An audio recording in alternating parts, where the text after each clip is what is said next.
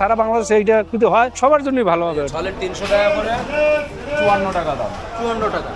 India একটা মানুষের মনে বিশ্বাস আছে, বাংলাদেশে আমগো মানুষ যদি বড় মাছ কাইটা বেচে না ভাগা লাগায় তাহলে কইব কি জানেন, মনে হয় মাছটা পচে গেছে, এই কারণে মাছটা কাইটা বেচতেছে। আর ইন্ডিয়া আপনি 100 গ্রাম চেলে ওটা দিব, ওই জায়গার কথা এখানে কয়ে লাভ নেই। কলকাতার মানুষ তো কিপটা, মানে মাছ জাতীয় জিনিস কম খায়, ওখানে আপনার মুরগিটা বেশি চলে, ব্রয়লার মুরগি। আর আমগো বাংলাদেশের মানুষ মাছে ভাতে বাঙালি, খায় ভালো। ইন্ডিয়া মাছের পিস 2 টুকরা নেবেন, আপনাকে ওই আনুমানিক কাইটে দেবে, ওজন করে আপনার কাছে টাকা নেবে। এবং ইন্ডিয়াতে আছে এবং কি মুরগি মুরগি পাওয়া যায়, কিন্তু আমাদের বাংলাদেশে এগুলো হয় না সাধারণত। এটা করলে ভালো হয়। গরিব যারা আছে তারা মনে করে আজকে তাদের 2 পিস দরকার, যারা স্টুডেন্ট আছে তারা 2 পিস দরকার, তারা হিসাব, যারা শ্রমিক যারা আছে তারা অনেক সময় মেসে খায়, 5 পিস দরকার, হিসাব 5 পিস নিয়ে যেতে পারে। অনেক সময় বড় মাছ খাইতে তারা সাহস পায় না, তখন তারা এই মাছটা কিনে তখন 5 পিস খাইয়া তারা তৃপ্তি পায় আর কি।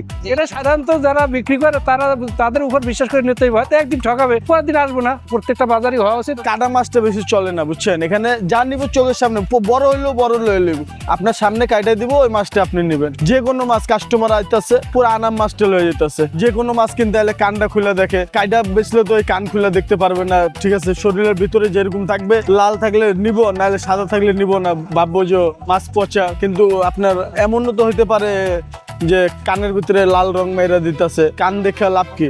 জিনিস তো ভালো হওয়া লাগবে, বুঝছেন? লাল একটা রং পাওয়া যায় রক্তর মতন, ওটা মাইরা দিতেছে। তাহলে মনে করেন আপনার তাজা মাছ আর বাসি মাছ একই, যদি কাইটা বেচি তাহলে মানুষ মনে করে পচা, এই কারণে কম নেয়। বাংলাদেশে কাইটা বেচে না, বেশিরভাগ আস্ত মাছ বেচছে। কলকাতা থেকে ইন্ডিয়া যে কোনো জায়গায় আপনার কাইটা এই 300 করে দিচ্ছি আমি, দাও।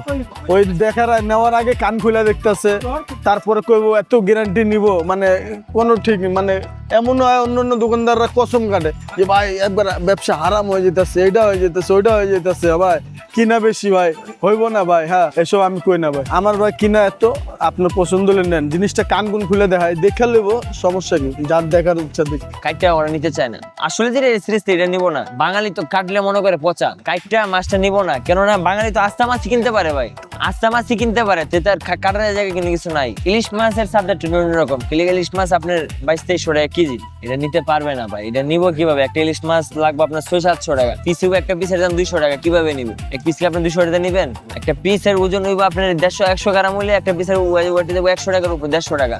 আপনি তো এটা নিবেন না। আপনি এক পিস 150 টাকা কিনে নিবেন।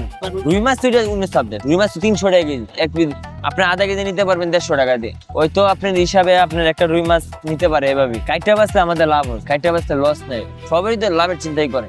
মাছ তো কমবেই, মাছ কমলে এটা আপনার ওয়েটে আবার বাড়াবো, মানে দাম তো বেশি।